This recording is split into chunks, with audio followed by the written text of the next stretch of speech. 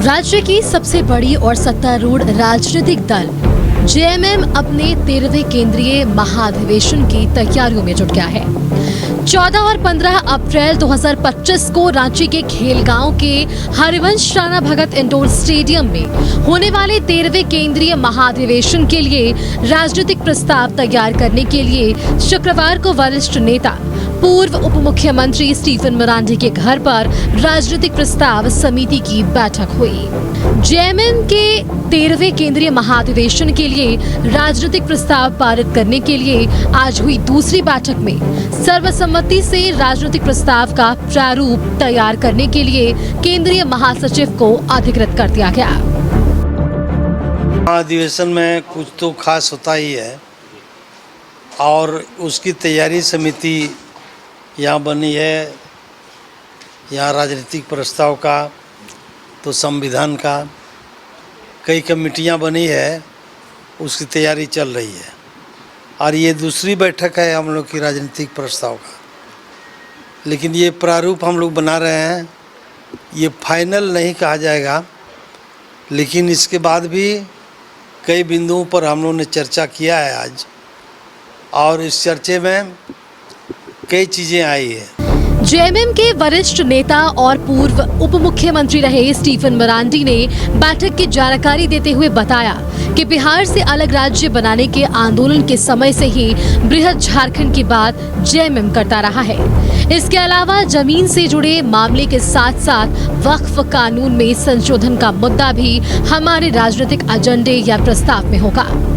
उन्होंने बताया कि उनके नेता दिशोम गुरु जमीन की लड़ाई झारखंड में लड़ी। ऐसे में जमीन रेस्टोरेशन एक्ट बनाने की मांग भी प्रस्ताव में होगा।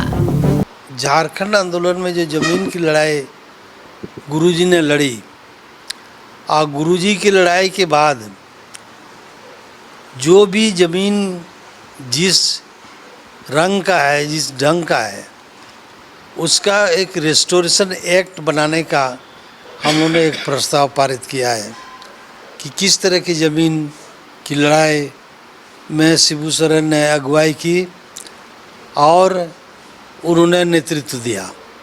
और अभी लोगों के पास ज़मीन है लेकिन कागज़ नहीं है। कागज़ कैसे बनेगा, इसका प्रस्ताव के लिए हम लोगों ने इस प्रस्ताव में दिया है।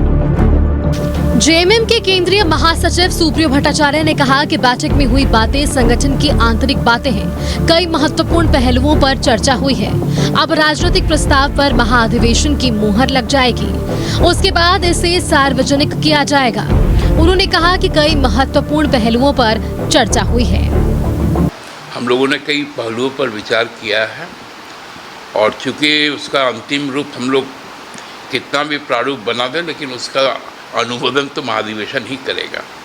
तो महाधिवेशन के प्रस्ताव पारित होने के बाद ही उसकी औपचारिक घोषणा की जाएगी।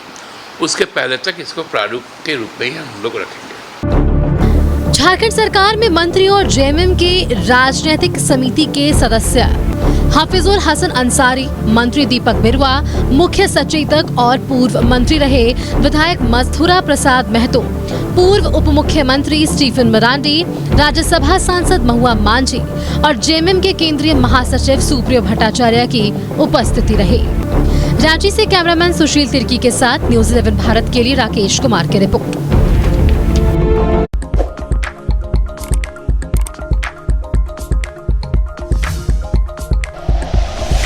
Like and share videos, subscribe करें हमारा चैनल और प्रेस करें बेल आइकॉन। न्यूज़ 11 भारत, सच है तो दिखेगा।